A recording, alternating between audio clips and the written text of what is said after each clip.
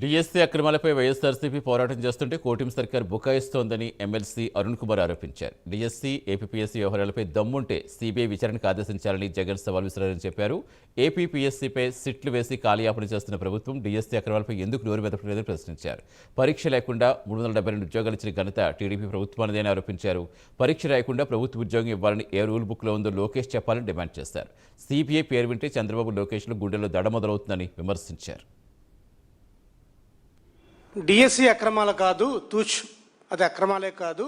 మేము చాలా పారదర్శకతో నడిచాం. వాటి మీద తేలుద్దాం రండి అని తెలుగుదేశం పార్టీ మాట్లాడుతుంది. దానికి వైఎస్ఆర్ కాంగ్రెస్ పార్టీ చాలా స్పష్టంగా జగన్మోహన్ రెడ్డి గారి నాయకత్వంలో జగన్మోహన్ రెడ్డి గారు కూడా స్వయంగా రండిరా స్వామి, మీ డిఎస్సి మీద సిబిఐ విచారణ చేయండి, అదేవిధంగా ఏపీపీఎస్సీ మీద కూడా సిబిఐ విచారణ చేయండి, ఈ విచారణ 2 విచారణలు చేయండి అని చెప్తే, మరి తండ్రి కొడుకులు ఎందుకనో సిబిఐ అంటే వాళ్ళకి బీపీ ఎక్కువ పెరిగిపోతుంది, అంటే వాళ్ళకి హార్ట్ బీట్ ఎక్కువ తొందరగా పెరిగిపోతుంది. సిబిఐ అంటే వాళ్ళకి గుండెలో దడ పట్టుకుంటుంది. మేము సిబిఐ సిట్ విచారణ వేస్తాం అని చెప్పి ఏపీపీఎస్సీలో 2 సిట్లు వేశారు.